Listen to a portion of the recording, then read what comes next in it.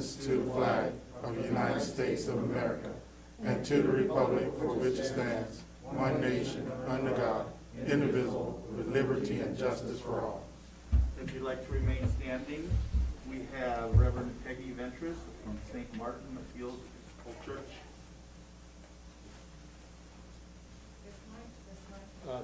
Please. I heard discussion. Things weren't going as hoped.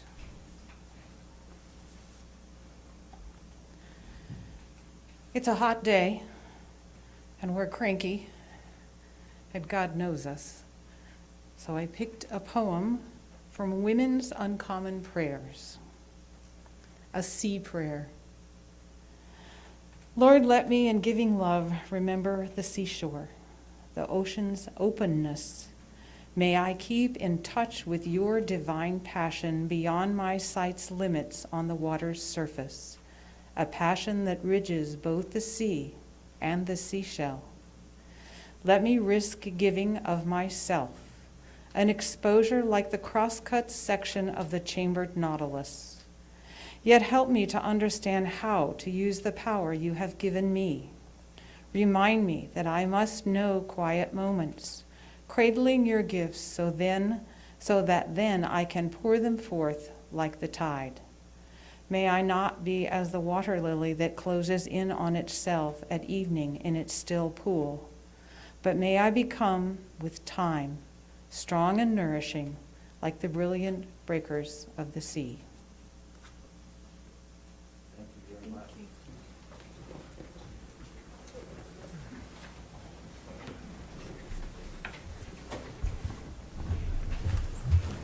Roll call, please. Councilmember Beldering. Here. Councilmember Ogilvy. Here. Councilmember Wright. Here. Mayor Pro Tem Mintz. Mayor Klink.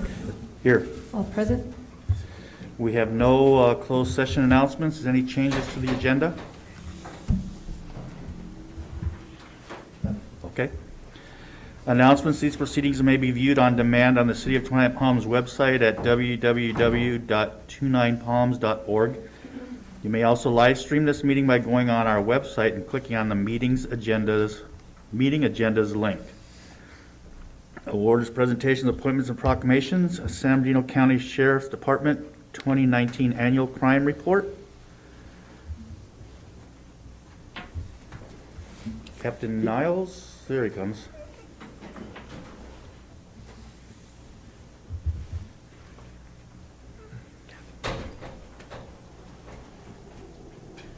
Good evening, Honorable Mayor and Council members. Thanks. As you said, I am here to talk a little bit about the annual crime report. But first, I wanted to introduce our new lieutenant, Mike Walker, tell you a little bit about him. He lives in Yucaipa with his wife and children, pretty much his whole life. He's lived out this way. He joined the Sheriff's Department after good enlistment in the United States Marine Corps, which is important to all of us. Then he joined the Sheriff's Department following in the footsteps of his uncle. So he becomes a deputy sheriff, does his time like all deputies do in this county, down in the jails. Spent some time there, worked a bunch of patrol stations, and then was eventually promoted to detective and was assigned out here at the Morongo Basin. So he spent some time here at this station and in this community as an investigator. Then did such a great job, the best of the best. He moved on to homicide, where he spent a number of years as a homicide investigator, and then he got promoted to sergeant. And again, like we do in this county, he went back to corrections, and then eventually made his way up to Big Bear, where I was fortunate enough. We worked together in Big Bear for quite some time. Then ultimately, he made his way back down to the homicide division and ran a homicide team. Real big deal. There's only very few sergeants ever get to do that. That's just a testament to his leadership, his investigative abilities, and his overall ability to manage groups of people. He did such an outstanding job there. He was promoted to lieutenant a few weeks ago and is now out here. So I can just tell you, he is such an asset to this place already. Comes in with a wonderful leadership style. Great personality, motivates people, has a level head. Everyone loves working with him and for him, and it's my pleasure to have him as a partner. So does. Mike Walker. Like the captain said, I worked out here before. I was extremely thrilled and honored to get to come back out here and skip over another stint in the jail. But I'm looking forward to getting to know everyone and work out here again and just serve the community here in Twentynine Palms. Thank you. Thank you. So now real quick, I'll talk briefly about the crime reports that come out. So every year, Department of Justice requires certain crimes get turned over from every law enforcement agency to them. They're broken down for the Department of Justice in two categories, Part 1 crimes and Part 2 crimes. These are all really the predominant serious crimes we think of when we think of who's being victimized out there, minus some, as you'll see. We talk about the big ones, murder, manslaughter, rape, and then you get into the robberies and stuff. This year, what I want to point out is there's two new categories. There's this new aggravated assault category and the simple assault.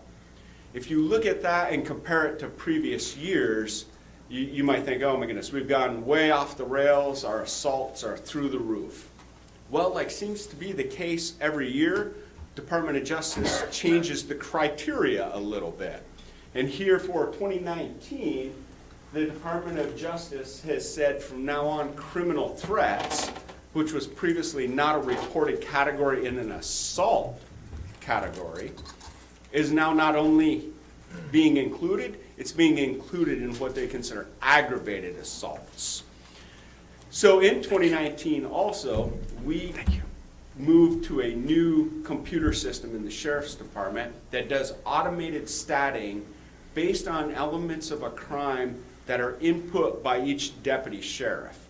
The system takes those elements based on Department of Justice criteria and it puts it in an appropriate category. So you saw that major jump in aggravated assaults that because of the combination of now criminal threats. The overall assaults countywide are actually down. However, the numbers report much higher this year. But as a whole, looking at Part 1 and Part 2 crimes here in the city, we've done pretty well in each of those categories. Overall, violent crime has decreased. It's somewhat of an anomaly if you look at all the other law enforcement agencies in California or centralize it right here just to San Bernardino County. We are pretty much exclusively the only city that's had even a little dip in some of those categories. As we've talked before, and as you're well aware, with the advent of all the legislation changing and impacting law enforcement, we have seen overall crime is on a steady increase. I can tell you that the trends do not suggest that that's going to change. Crime is still going up at an exponential level. But it's not in the categories we depict in the chart that we're here. We're talking about vandalisms, things of those nature that don't qualify as Part 1 and Part 2 crimes. But when you look at it as a city and a community, we're most concerned with violence. And the city of Twentynine Palms is doing very well, I'm happy to say. That's all I have. I'd be happy to answer any questions. Any questions for the captain? And maybe if I could add just one caveat, my apologies. The one category too that we've done very well in Twentynine Palms is the assault on deputies. There's only 3 places in San Bernardino County where there's even been a minuscule dip in assault on deputy cases last year, and Twentynine Palms was one of them. Predominantly, the average is it's up around 50% increase countywide and up about 70 to 72% nationwide.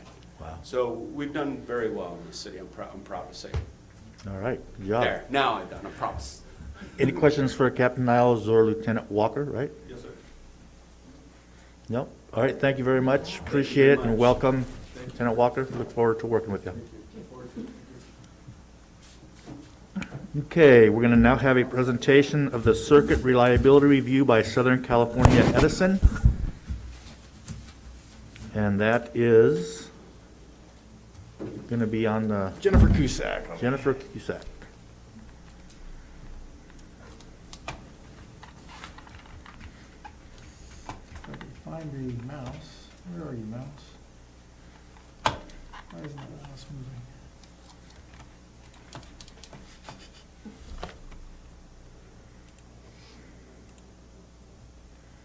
There she is.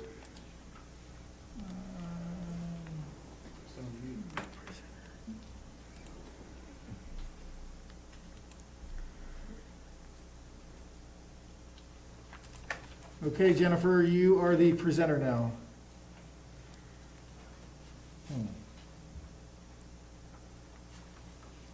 Okay,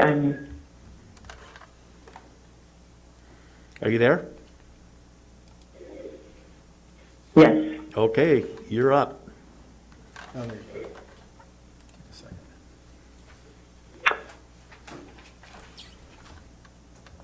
Okay, so you can see my screen. Can you also see me? Mm-hmm. Yes, we can. Yeah, we're good, Jennifer. Wonderful. Great. I don't know if there's a delay in the timing. This is my first council meeting in a virtual format, and I just appreciate your allowing me to do so. So I wanted to, so my name is Jennifer Cusack. I am the Government Relations Manager for Southern California Edison, and I cover the city of Palm Springs.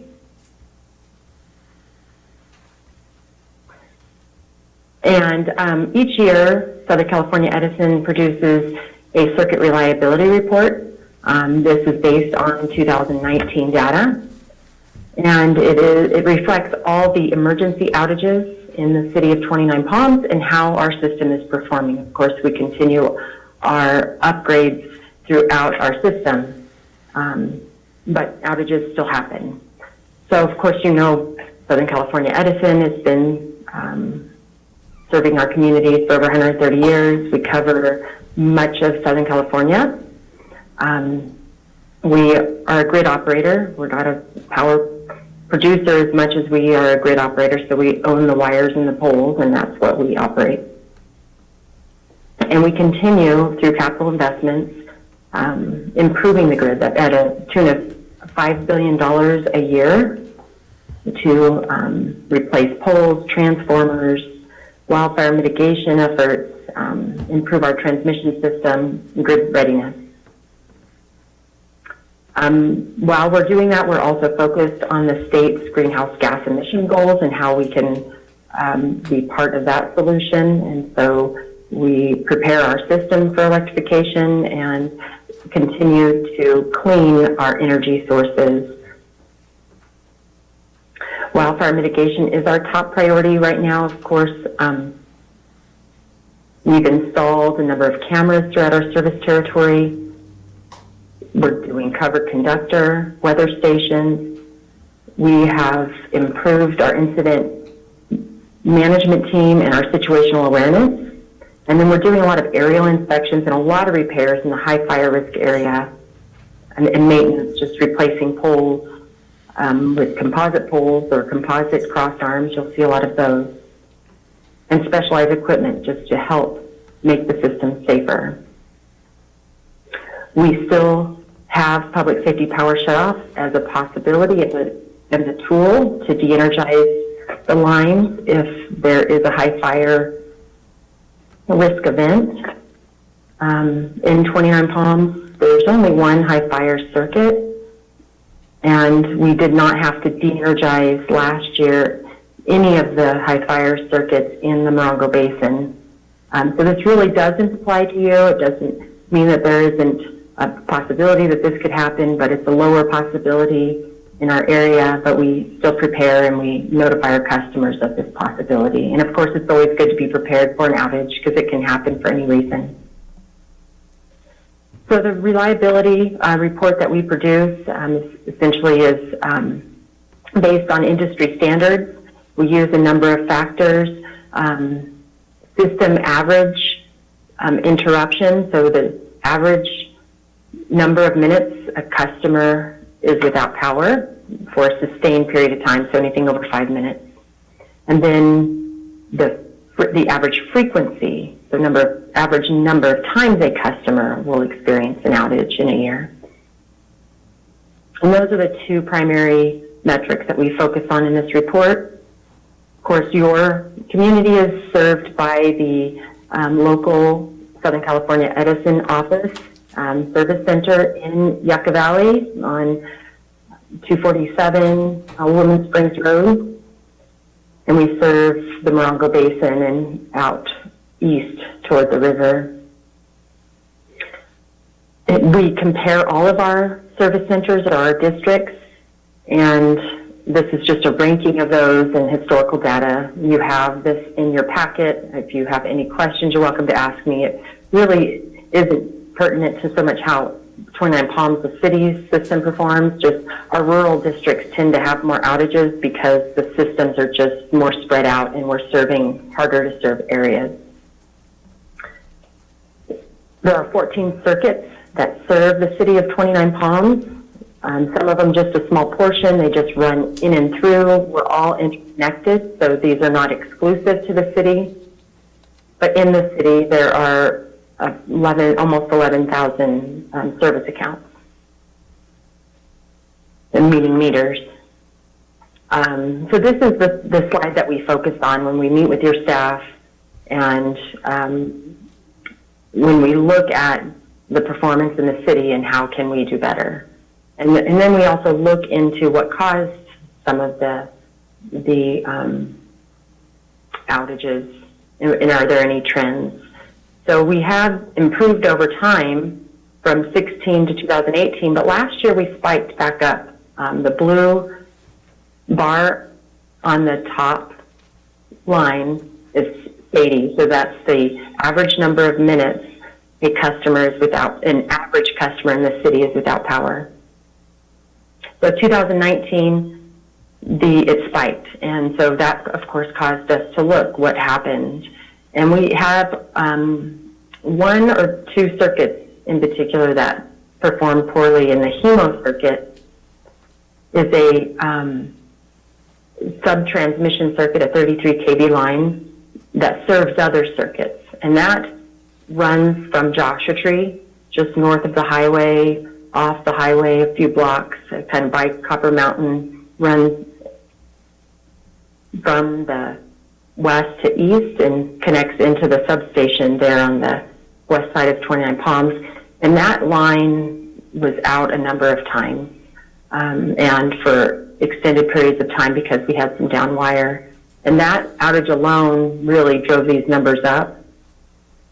And there was actually a couple outages. So we do have improvements planned for that circuit. And we did also have a storm last year. But so the average duration of interruption is 389 minutes, which is about 6.5 hours, an average customer is out. So last year was probably pretty impactful, maybe not for every customer who wasn't fed by those circuits, but we can see that there was definitely an impact there. And then the SAFE is the frequency. So the average the average times a customer was out was 2.5 times last year, as opposed to 1.1 times the year before. So we did meet with your staff, and and our engineering department has reviewed this and of course made recommendations for improvements. When we look at the cause of outages, there's a significant portion that's weather related, a small portion which is vegetation or animals, and then another category is oftentimes they can't find the cause. So it could have been a Mylar balloon, which we have a lot of, that gets into the line, burns up, they get out there, they don't know, they can't find the balloon because the balloon is gone, so it's hard to attribute it to that. Sorry about that. Hard to attribute it to any one cause. And then equipment failure is the other, where we have maybe a transformer or cable failure. And that was the average. If we take the total number of minutes the customer is out, that's how the pie chart breaks down. And when we go to the frequency numbers, the breakdown's pretty similar. And then this is the circuits that run in and out of town. This is, of course, hard to see. Likely on your screen you have a map, and the PDF version of this is available online where you can zoom in and you can see the areas a little better, and they're color-coded circuits. And then this is a map of the capital improvements for 2020 that we had planned as of the publication, so about January of this year. This is the snapshot in time. We always inspect our system, so it's kind of an ongoing process. And this isn't all-inclusive necessarily, but it is a good idea of all the improvements that we're doing, and they're color-coded and marked here. So, of course, if you have any questions about any of that, let me know. But we are continuing to invest and make improvements throughout the city. And then these backup slides break down the numbers by quarter of last year. You can see what quarters are worst performing. Third and fourth quarter likely due to weather. And then by circuit, which is helpful when we start to really dig in to see what circuits need the most attention. And we can see here the third one down, the HEMO 33 kV circuit. It says 2 customers, but those 2 customers are circuits. So there's other customers that feeds, the other circuits that feeds, plus there's 2 other customers on that circuit. So that one in particular, if you go all the way to the right column, has over 2,000 average minutes of interruption last year. Most of them were in the first and the fourth quarter. And that is all I have. Of course, I'm available to answer any questions or...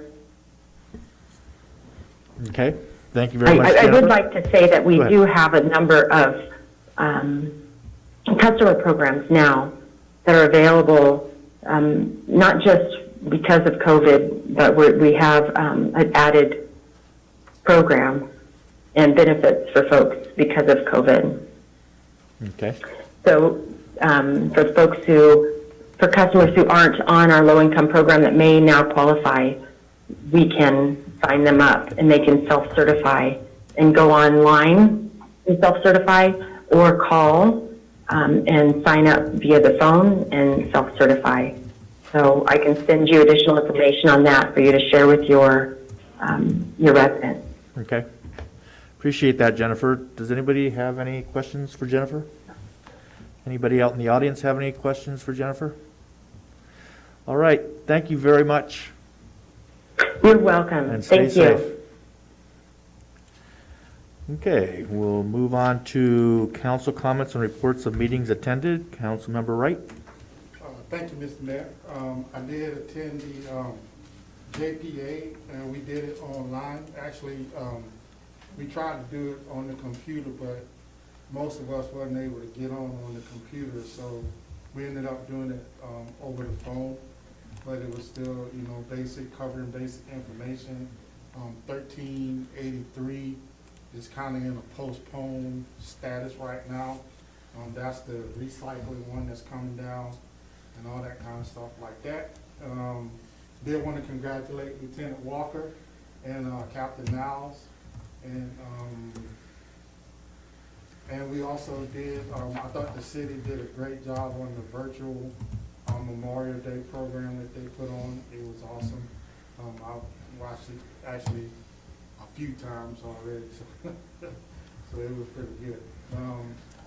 And other than that, I think I'm good. Thank you, Mr. Mayor. All right. Councilmember Elderain. Have no meetings attended the last 2 weeks. All right. Councilwoman Ogilvy. Yes. Hello. It's good to see people out there. We're slowly coming back. This past meeting period, I was able to attend San Bernardino COVID-19 testing site at the high school, and it seemed very organized and very well ran. So I encourage anyone who wants to be tested to come out and get tested. Now they're going to be at the Bell Center every day this week from, I think it's 10 till 2. So if you know anyone who wants to be tested, you don't have to have any symptoms, but you do have to make an appointment. And then last Tuesday, I had the opportunity to participate in Feed the Need at the sanctuary off of Adobe Road, where we prepared bags of food for our residents here in 29 Palms and other places. And that was a really, really touching moment to be able to help to feed the need of our people, our citizens within the city. So I encourage anyone, if you have a chance, an opportunity on a Tuesday to go out and help to feed the need. That's it. Thank you very much. Mayor Pro Tem Mintz. Thank you, Mr. Mayor. I also went out to the test site at the high school. Yes, the county definitely had 67 workers there at that time, plus the city had 10 workers there. So it was quite an operation, and it went very smoothly from when we were there.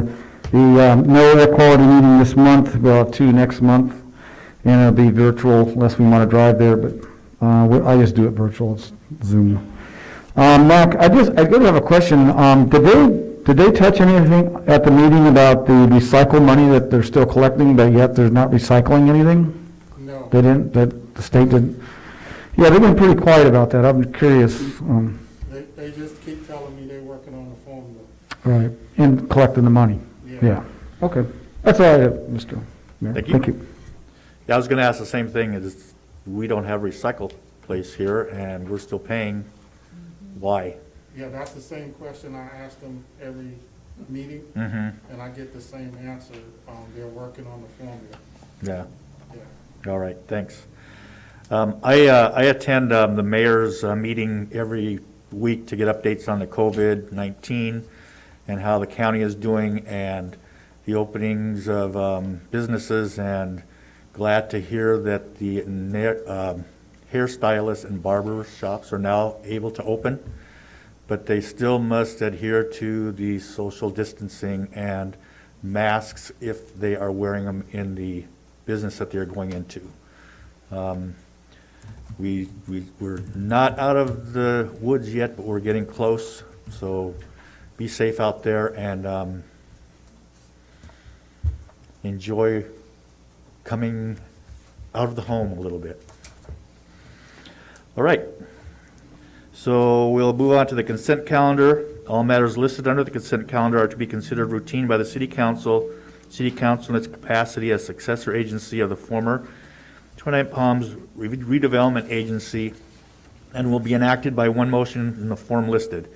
Any item may be removed from the consent calendar and considered separately by the City Council. The public will be given an opportunity to comment on consent calendar items prior to City Council action. Any council members wish to pull any consent calendar items? Anybody out in the audience wish to comment on any consent calendar item at this time? We have a consent agenda available to look at. It's in the, huh? It's online. It's online? Did you go online maybe? No, I was going to pick one up here. Oh, I got one. They're out there. we got them on here, Yeah, on the top. on the top on the agenda. Sorry about that. They didn't have them printed when I got it.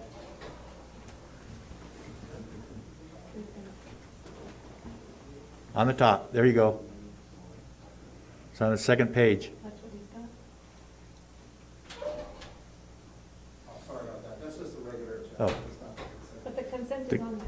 Each item is on there. On the next page. Okay. Got it?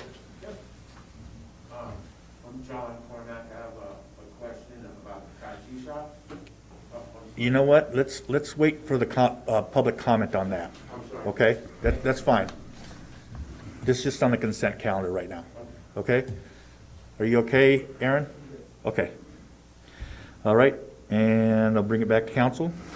I move we accept the consent calendar. I abstain from warrants number 10516, 10531, 10537, and 10545. They're due to Project Phoenix, conflict of interest. Thank you. I second. I have a motion by Mayor Pro Tem Mintz minus his check numbers, warrant numbers, and seconded by Councilmember Bilderrain. Roll call. Councilmember Ogilvy, Aye. Councilmember Wright, Aye. Councilmember Bildering. Aye. Mayor Pro Tem Mintz, Aye. Mayor Klink. Aye. Approved 5-0. Okay, no items removed, so we'll go on to public hearings. Amended master fee schedule from the citywide user fee study. Well, thank you, Mr. Mayor, members of the council. The item in front of you today is an amendment. As the council will recall, back in November, this was first in front of the council to adopt these fees. Per the state law, it'll take 60 days for the fees to take place, which was February 1st. Once the fees went into place in February 1st, and very primarily in building and safety, we heard a lot of complaints as it relates to the fees and staff being responsive to the complaints. We kind of wanted to revisit some of the fees, look at our neighbors in Joshua Tree and the county of San Bernardino. And we did make some adjustments. We lowered some fees to be more in line with San Bernardino County. And how user fees work, just in a basic sense, user fees are not a tax. So what the law says, Prop 26 states, is that you can only recover a cost. So as an example, if it cost the city $100 to perform a permit, all we could charge is $100. So there's a process that we go through from the point of a person coming into the office, dealing with requesting a permit, processing the permit, inspecting it, finaling it, through the whole various steps of the process to come up with a fee. The fee is based on that calculation.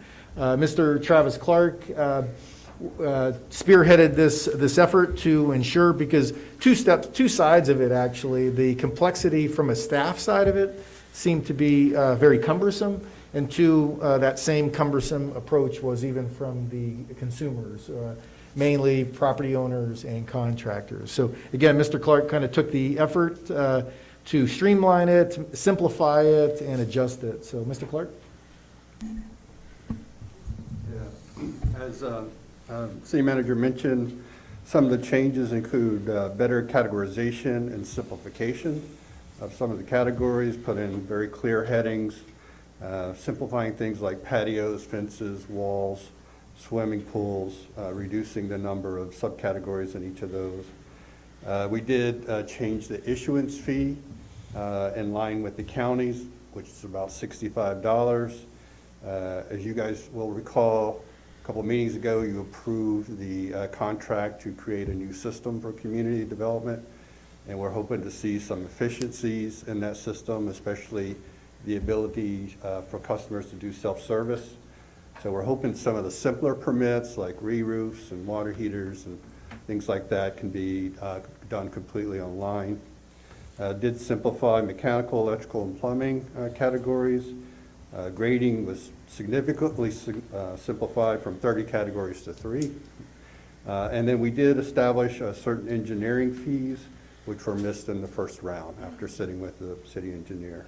So a lot of cleanup, formatting, and again, comparing our fees with our neighbors, Yucca Valley, the county, Redlands, some of the other cities we looked at.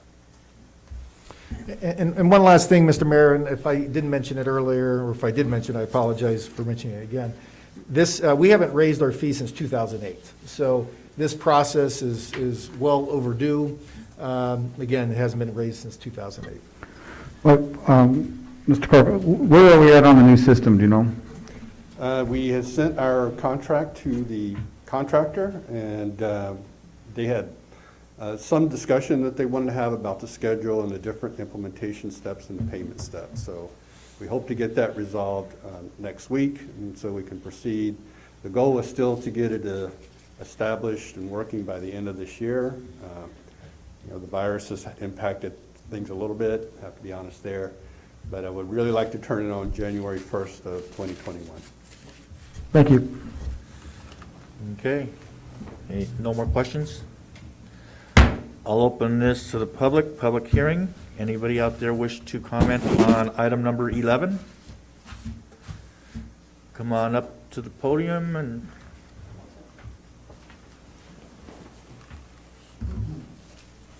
Stink. How you guys doing? Sorry for my, propriety is important to me, but I've been working all day. This is my son Aaron, and I'm trying to teach my children how to get involved with their community and help out. I wanted to come up and talk about the master fee schedule. As you know, the average income of 29 Palms is very low for a family of 4. Instituting a $65 fee to do something that you already paid to do is a little stiff.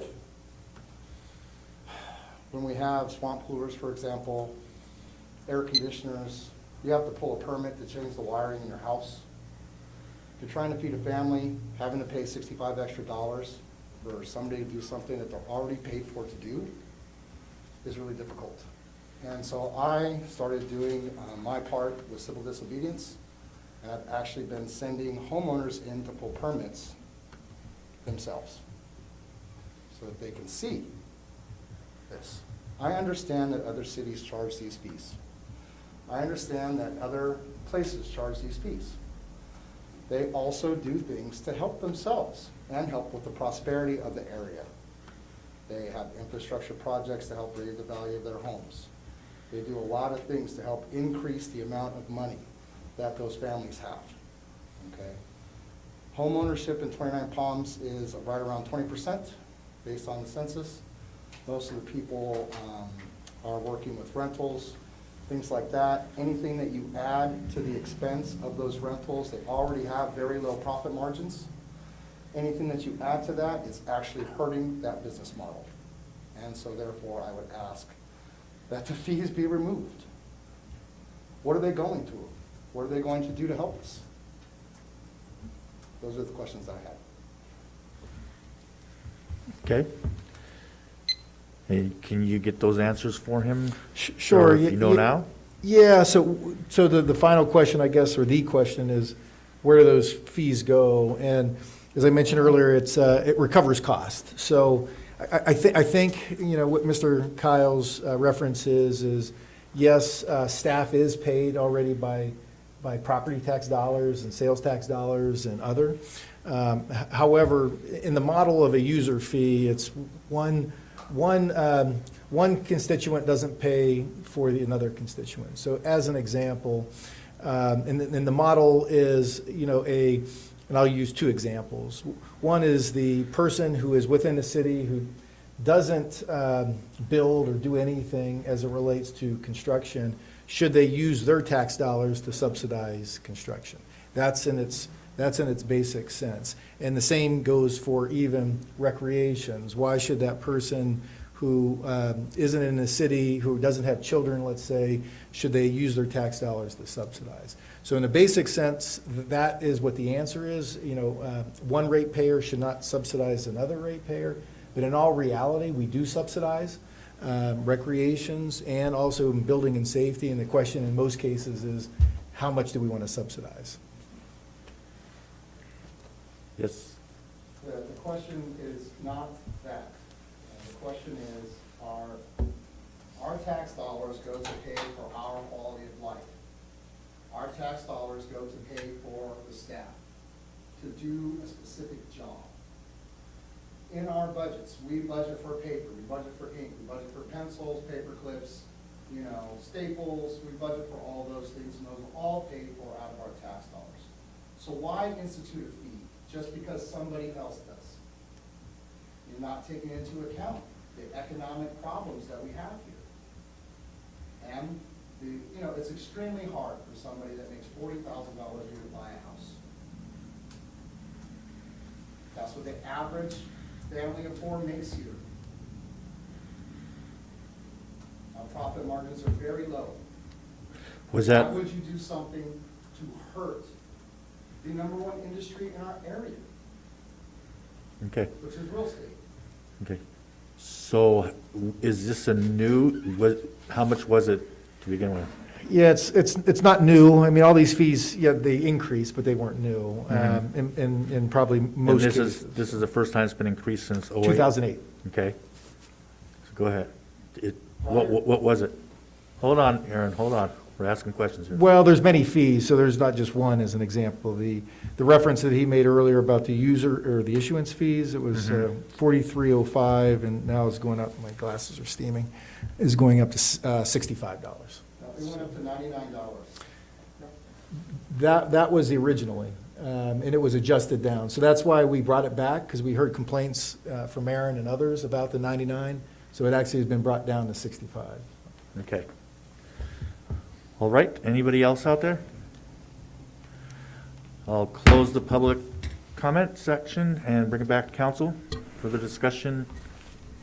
Well, nobody likes user fees, but obviously we have to recover our costs with these, and they were adjusted by staff from the time we did it, because there was some discrepancies paying for windows, getting a permit for one window, but yet if you put in 10 windows, you had to pay for it 10 times. Obviously, nothing's perfect, everything has to be adjusted, and that's what this was done, so I'm good with it. Cindy, what's the resolution number, please? 2008? Are you ready for a motion, Mr. Mayor? If there's no more discussion, Well, I'll make the motion that we amend the master fee schedule for the citywide user fee and approve resolution number 2008. I second. I got a motion on the, Question first. oh, okay. Let me introduce it first and then we can question. I have a motion from Mayor Pro Tem Mintz to amend the master fee schedule effective immediately, and a second by Councilwoman Ogilvy. Mac. So we said we compared it to Yucca Valley, Redlands, and Cotton. What are theirs? On specifically the user fee, do you remember what the user fees were in those various areas? Most of them Or issuance fees? were significantly more than us, even with the increase, they were still more than us. And then, if you do look at the chart, the subsidy that we have for them is also pretty significant for a lot of them. So there's still a lot of these costs which are being subsidized. And Councilmember Wright, that's, an issuance fee is only one of the pieces, so there's a variety of subsets, if you will, that add on to that, but that's just one thing that was brought up, so. Thank you. Okay, Okay, I'm good. roll call. Councilmember Bildermain. Aye. Councilmember Ogilvy. Aye. Councilmember Wright. Aye. Mayor Pro Tem Mintz. Aye. Mayor Klink. Aye. Approved 5-0. Okay, we'll move on to item number 12, public comment section is PC 2017 Development Code Amendment to amend section 19.176, specific plan number 10 of the Development Code, removing certain fees.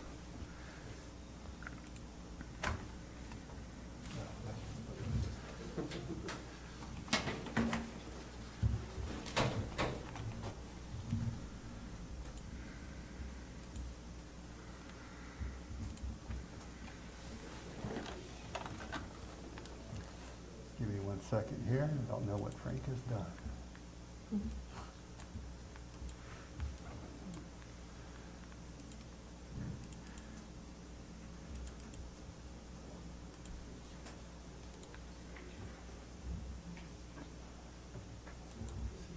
Okay, thank you. Thank you, Mr. Mayor, members of council.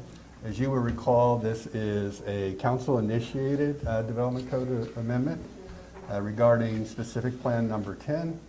This encompasses the properties east and west of National Park Drive between Cactus Drive and Mara Drive. This specific plan has far more stricter requirements for site planning, architecture, landscape architecture than exists throughout the city. Specific plan number 10 also contains 3 development fees that are not assessed in other projects or other specific plan areas of the city. Specifically, there's a specific plan reimbursement fee, a road development fee, and a processing fee. So kind of out of fairness to other properties and developments within the city, this Development Code Amendment was initiated. This is the map of specific plan area number 10. You can see basically runs down National Park Drive as its spine. About a half block width, a third of it, and another block width for the second third, and then just north of National Park for the last third. The specific plan fee was intended to cover costs of developing the specific plan, but again, no other specific plan area has this fee. So it's an addition to the additional cost of development. It also had a road development fee over and above the required improvements of fees in lieu already required by the city. So typically in commercial, multifamily, the city would like to see the street improvements outside. Single family, we typically get fees in lieu of because it doesn't make a lot of sense to do just sort of spot curb and gutter and sidewalk. But you will recall that National Park Drive, which is the main road, was rebuilt with a combination of state and local monies in that project. So the main road was rebuilt without those fees.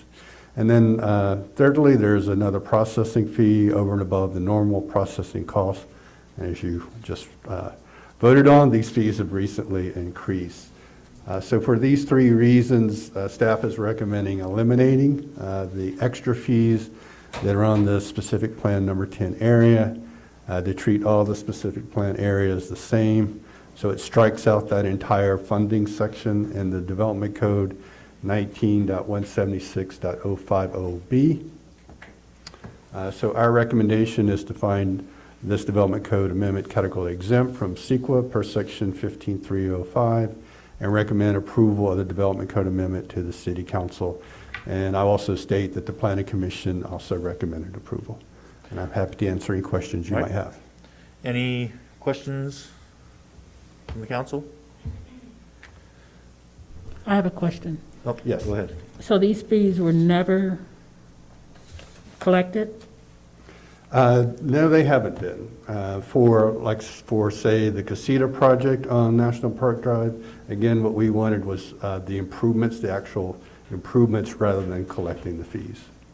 And that's really the only development that's happened other than the old schoolhouse, which kind of prompted this whole action.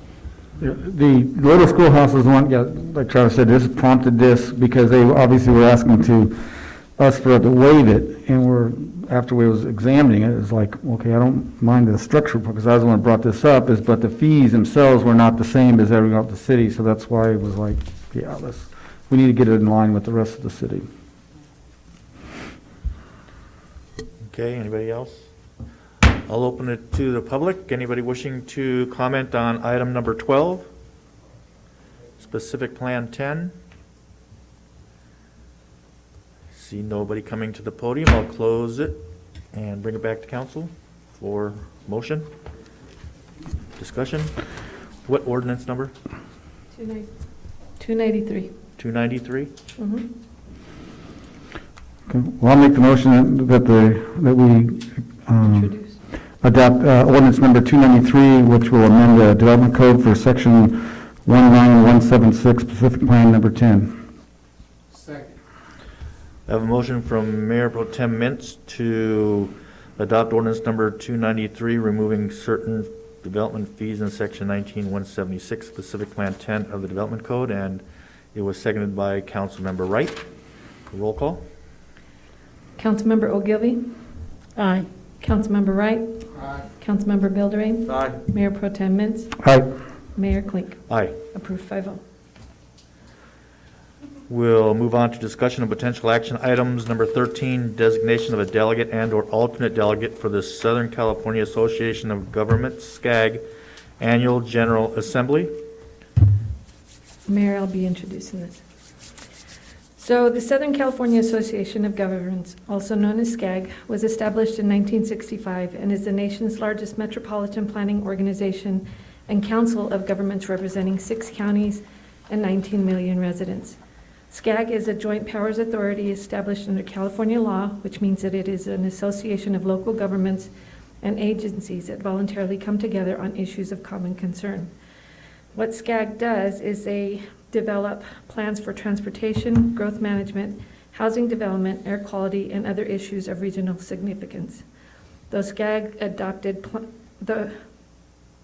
SCAG adopted plans, the regional council members acting through SCAG have kept Southern California eligible for billions of federal and state dollars to assist with city and county programs. Every year they have a General Assembly, and it's usually held in La Quinta, but due to the pandemic, the COVID-19 pandemic, they are not going to be able to hold this conference. What they're going to do instead is meet virtually via Zoom meeting from 10 to 11:30 on June 4th. And each year we designate a delegate and alternate delegate to represent the city of 29 Palms at this assembly. So at this time, we're looking for a delegate and an alternate to represent us. June 4 is what day? Huh? June 4 is what day? Thursday? June 4th is Is it Thursday? Thursday. Okay. typically on a Thursday, so yes, Thursday. So Okay. I'll take nominations of anyone who'd like to be a delegate. I'll first ask if anybody would like to be the delegate. I'm available, so if anybody else wants to do it, but I am available at that time. Okay, I'll second. I'll be the second. okay. So Mayor Pro Tem Mintz is a delegate and Councilmember Ogilvy as the alternate delegate, correct? Okay. Perfect. All in favor? All right. Thank you. Opposed? None. Number 14, COVID-19 update, and the gentleman that asked for the, about the tattoo, this is when you can talk at the end of the discussion. We won't keep you all the way to the public comments, okay? Well, thank you, Mr. Mayor, members of the council. This item is, all things COVID. So wanted to put these and probably continue to put this on the agenda as we go forward, just to inform the council, the public, kind of various things that are going on within the city relating to this pandemic. First and foremost, why we're here today. So we've opened up the council meetings, for public attendance. We have, as everybody could see, we've taken the proper protocols as it relates to sanitization, separating, social distancing, and other measures to keep the public and staff and council safe.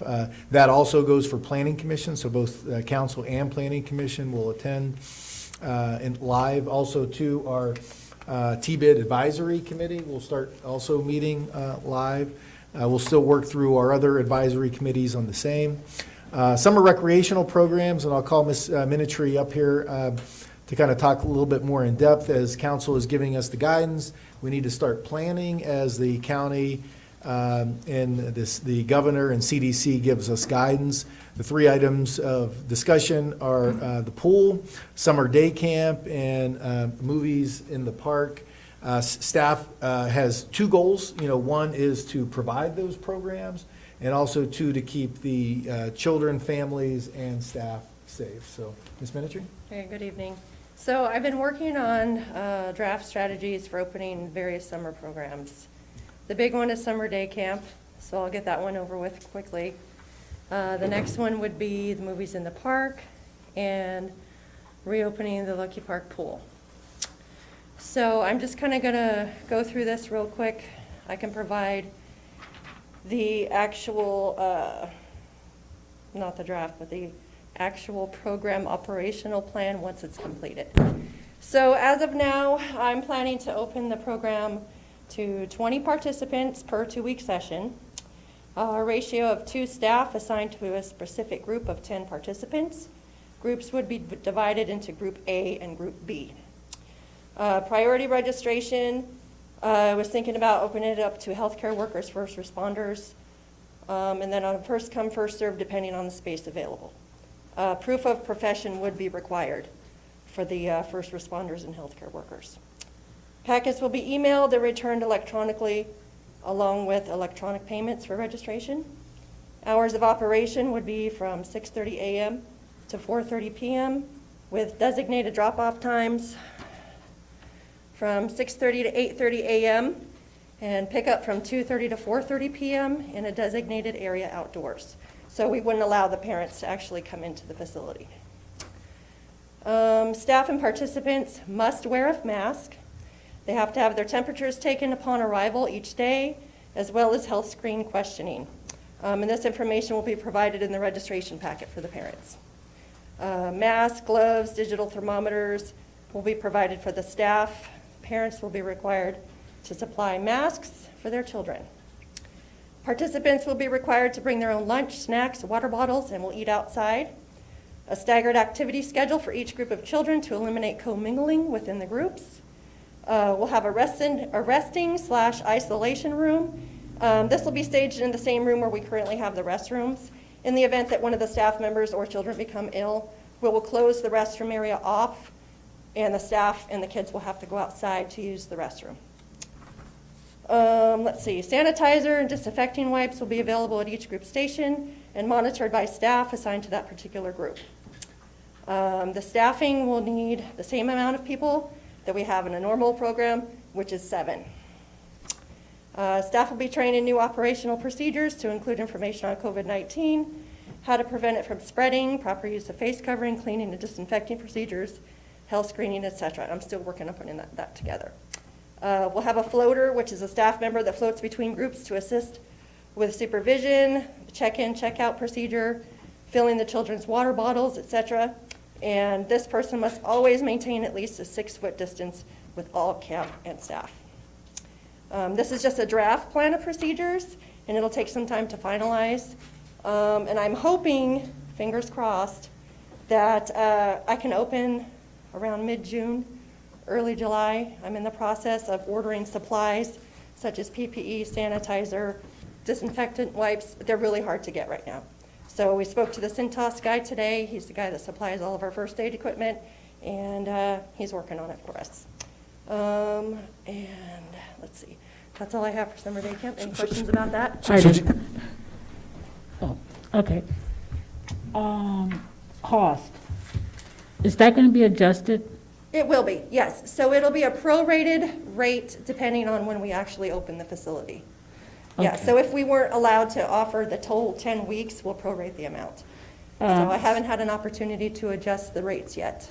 So what I'm saying is that normally the children would go on trips, excursions. Right. And since they're not going to be So- doing that, the cost will come down? That's correct. Okay. So typically what happens is any out-of-town excursions, they have to pay for those separately. So it's not included in the registration Okay. fee that you pay. The library and the bowling is included in the registration fee. Swimming is also extra. Okay. So, A couple of more questions. okay, go Now, ahead. you mentioned masks for all children. What are the ages? It's range? 1st through 5th grade, so typically 7 to 12, depending on the grade that they're in. 7 to 12? Mhm. You might get some younger than that.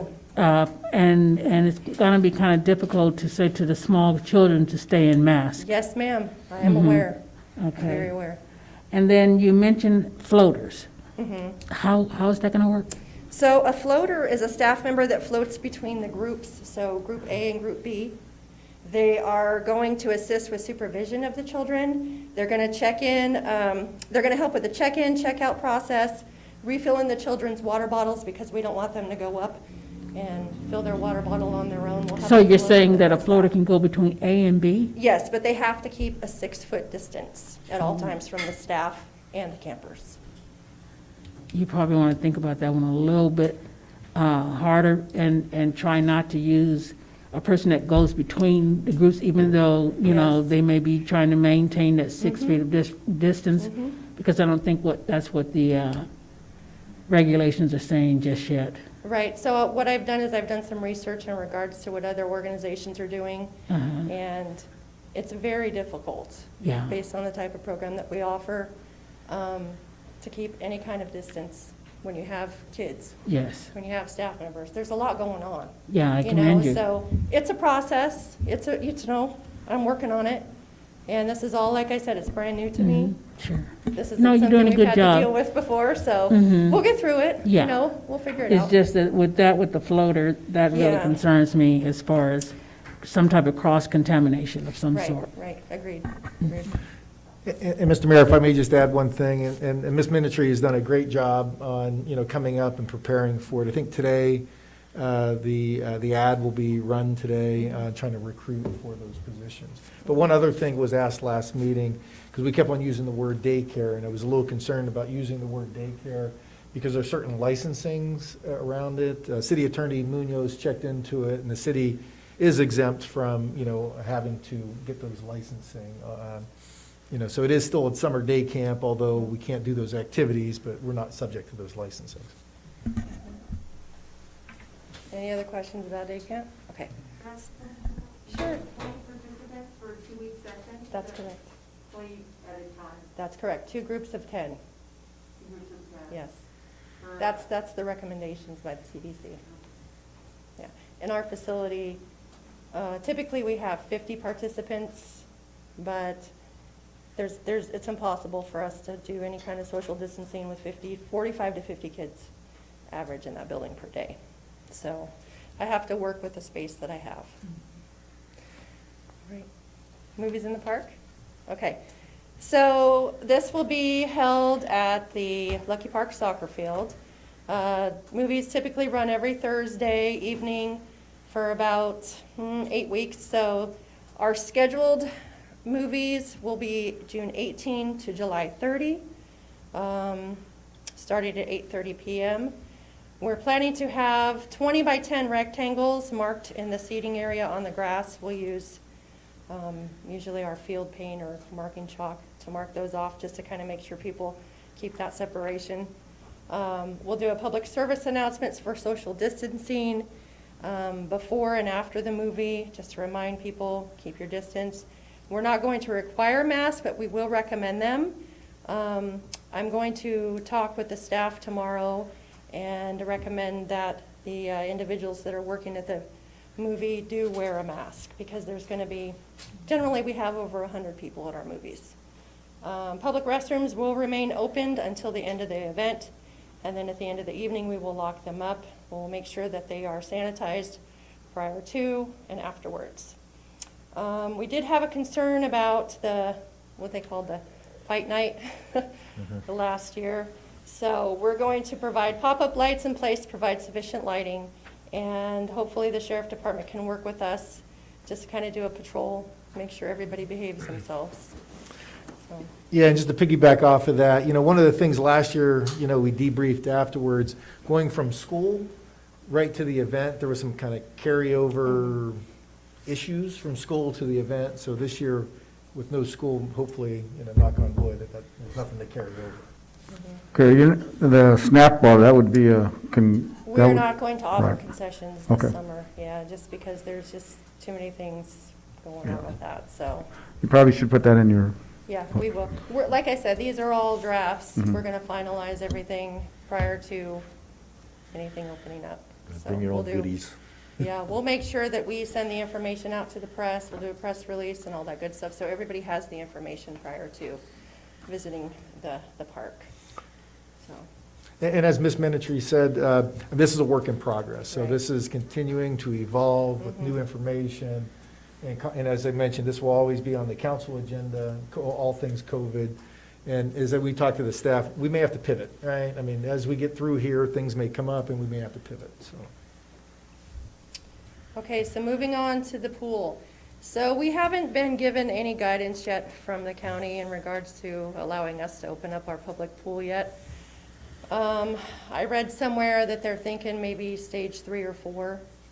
That's what they told us today as well. Yeah, that's. No public pools will be open. However, if you have, like a pool, like whatchamacallits have up here, Lincoln Housing that's private, they can open it up if they wanted Right. to. So we do have a plan in place. If you'd like, I can read through it, but we definitely have a plan to open up the pool as well. So, if you'd like for me to read? I'd like to that hear real quick? how you're gonna do it, yeah. Okay, sure.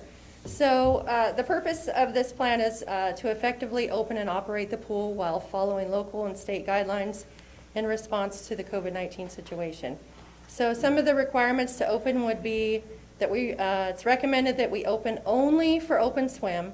So proper social distancing cannot be met with our Learn to Swim program, unfortunately. Lap swim, senior swim participants are part of the high-risk population and should be encouraged to stay home. Open weekends only to start, and we're planning on extending the hours from 1 to 6. Typically, they were from 1 to 5, so it's an additional hour. And it can be modified.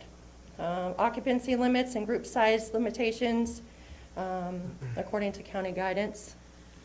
Waiting pool closed until a number of staff required to operate both pools is sufficient. Just to kind of give you some info in regards to our waiting pool, we're having an issue with our pump right now, and we have one on order to get it replaced. So it's always something. The facility will place signage throughout the facility to address entrance screening criteria and questions, face covering requirements, encouraging hand hygiene and covering your cough or your sneeze, social distancing, any modifications of normal procedures. We'll provide visual cues like tape or decals on the sidewalk or the entrances, and on the pool deck to ensure the patrons keep their 6 foot, at least 6 feet apart. All facility tables and chairs will be removed from the deck. Patrons are allowed to bring their own personal folding chairs. Countertop shield barrier installed in the office.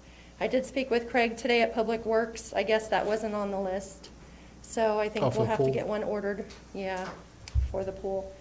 I think it was just kind of forgotten about because it's not open all the time. Staffing, we require a minimum of 4 personnel to operate the pool. Let's see, that includes pool cashier. Screening measures, all patrons and staff shall be screened upon entering.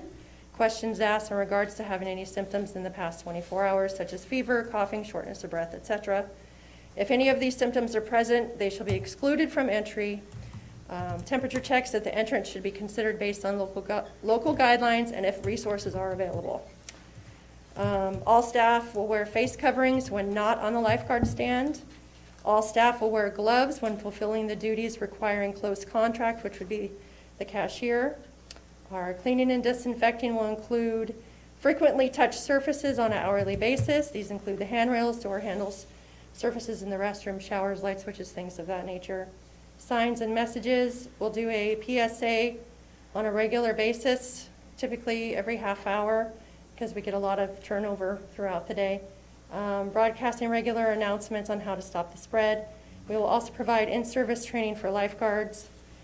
And things to consider would be policies and procedures for responding should an employee develop symptoms or test positive for COVID-19 while at work, and keeping a log of visitors to the facility with their name and contact information. So that's where the contact tracing part of it comes in.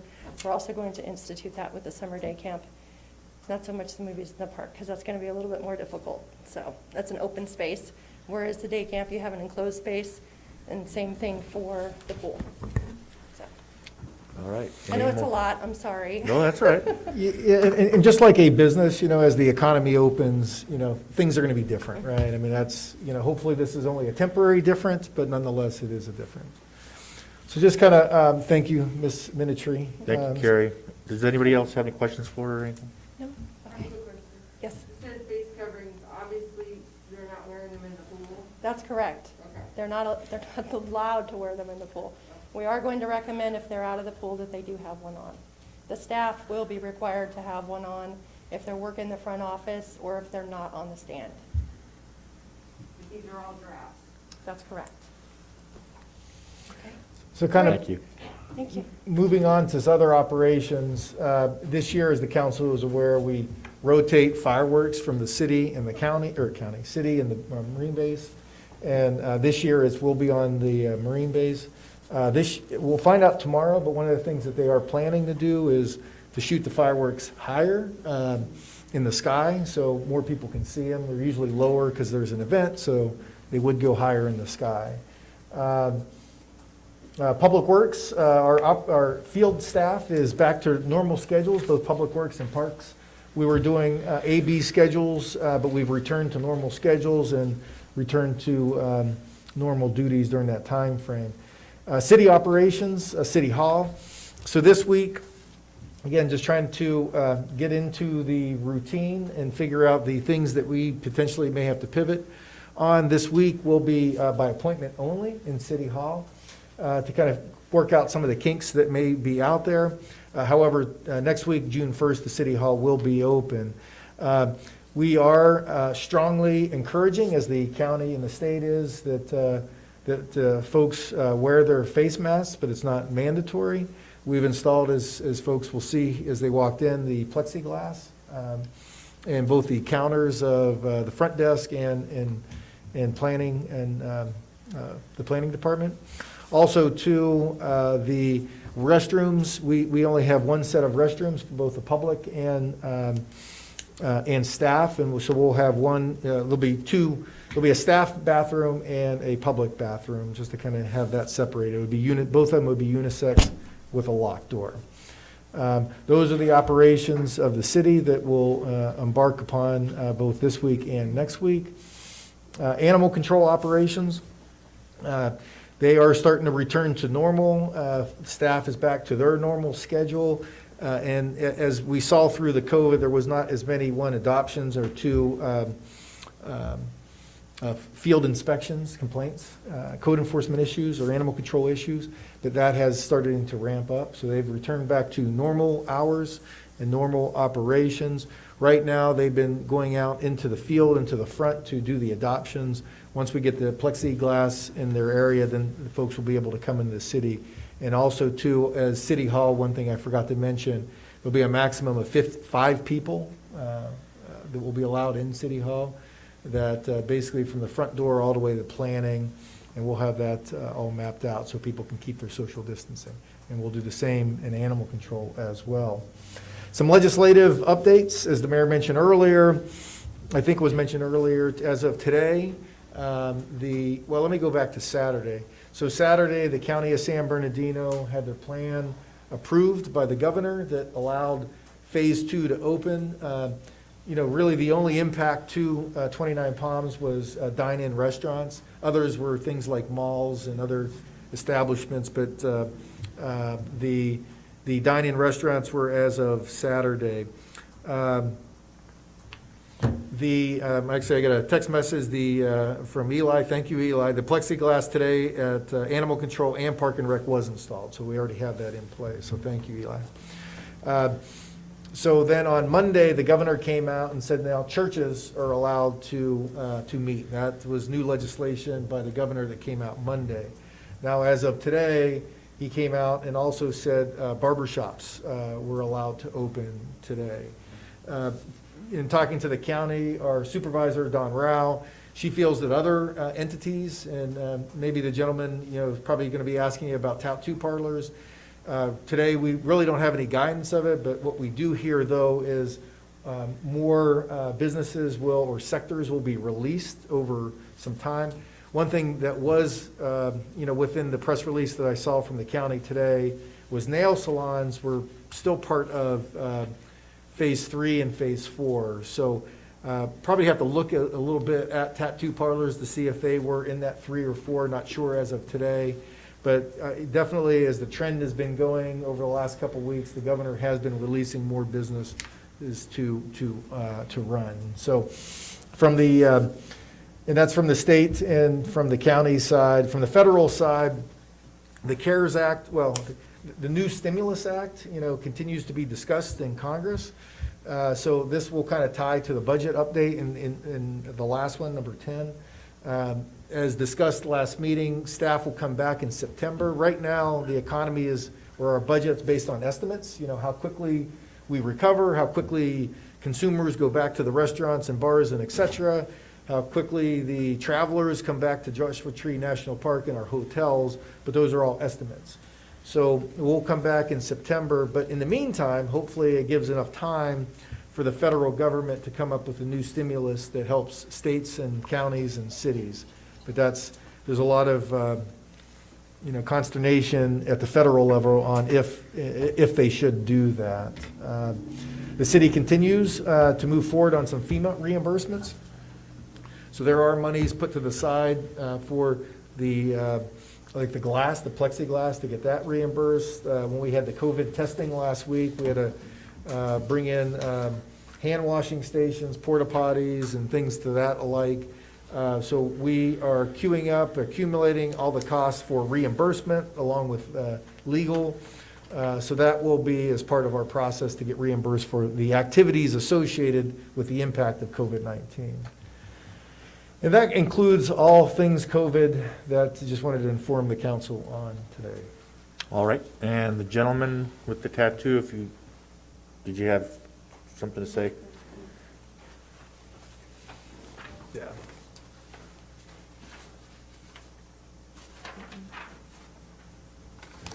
All right, John Cormack. Yeah, Mr. Mayor and Council, I think you might have just answered the question. Doesn't sound like you guys are too much more informed on that than I am.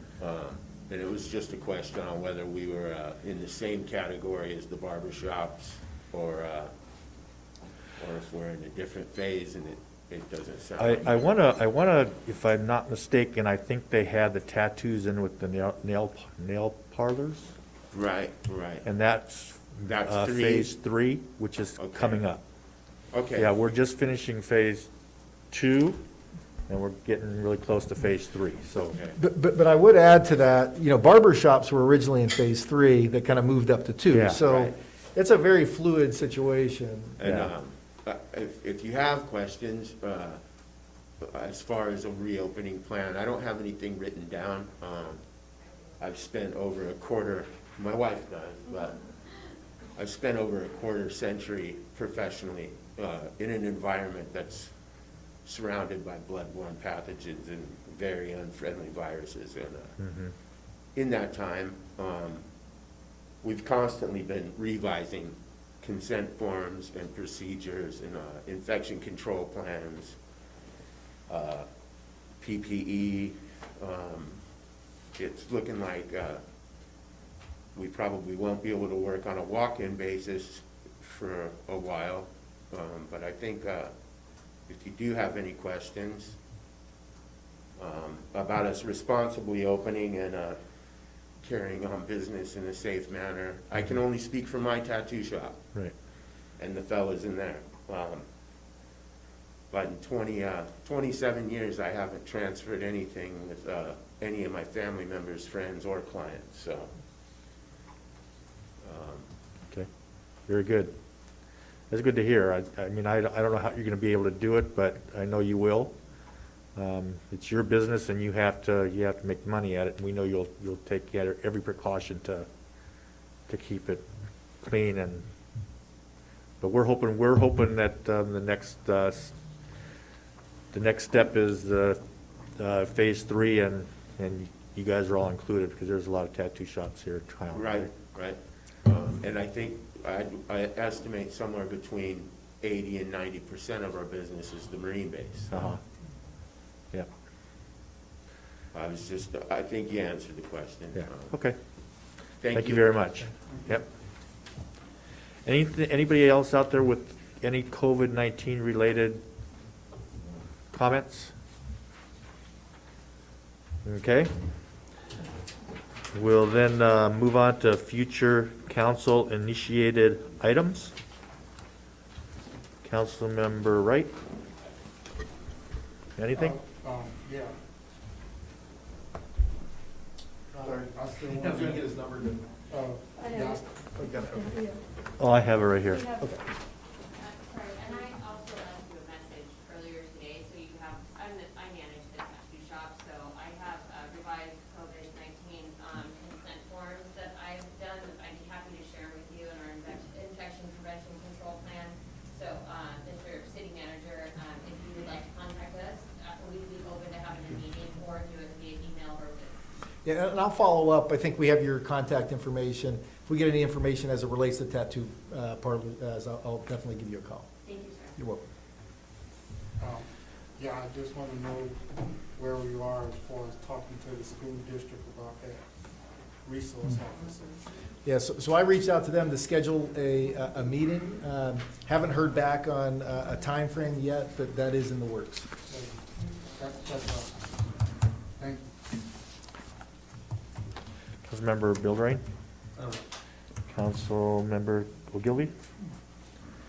Mayor Pro Tem. Yeah, on the policy for waiving fees, is that included with building fees, with curb and gutter, given direction for staff on when they can be waived? Is that part of what we're? So no, that policy was about a nonprofit. So what is the process to waive fees for nonprofits. I think it came about maybe with the old schoolhouse, I think, so. Okay. Okay, well, obviously, it's been coming up about the road development fee and curb and gutter fee. So if we could give staff direction on what can be waived or what can be delayed payment-wise. Sure. Because it's been coming up, so. Yeah, and staff is, within the budget, has impact fee monies in there to proceed with that. So we'll bring it back next meeting just to have a policy discussion on it before we start proceeding. Okay. I don't know if anybody else will agree with me, Mr. Mayor. All right? So, Yep, I'll second that. And then my future council initiated items was gonna be the recycling in 29 Palms, but you answered that already, so don't need to have that on the agenda. We'll wait till they smarten up. I'll keep asking. Okay. All right, we're gonna go ahead and move on to public comment, and we have Aaron Kyle.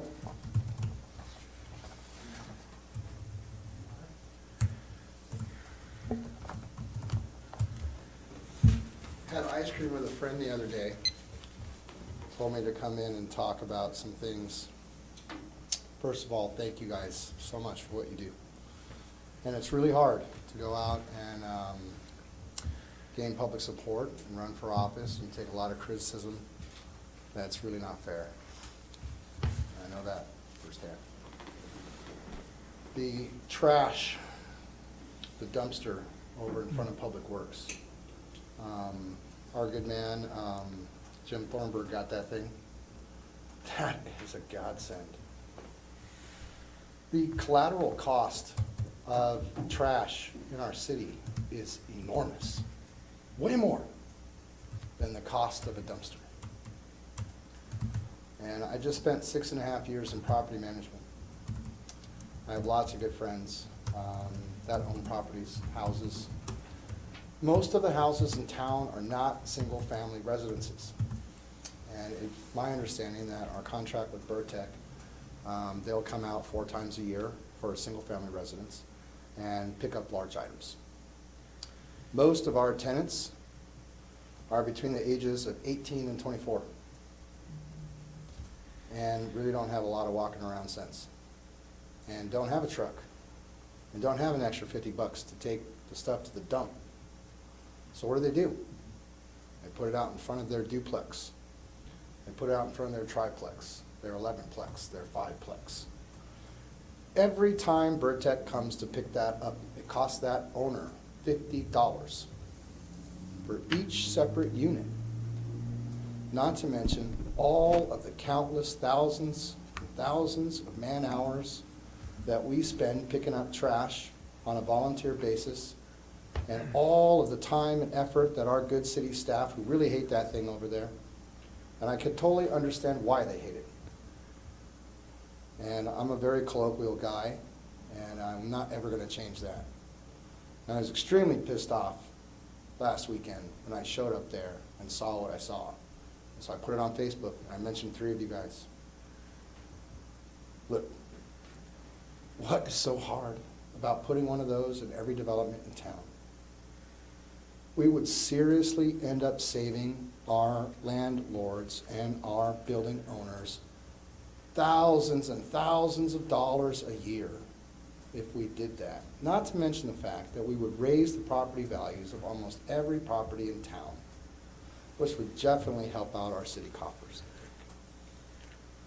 So I respectfully request that this item be put on an agenda and that we have a public hearing about it, so that the members of the public can come in and talk about it by 3 minutes. Thank you so much. Thank you, Aaron. And we have Alice Lawson.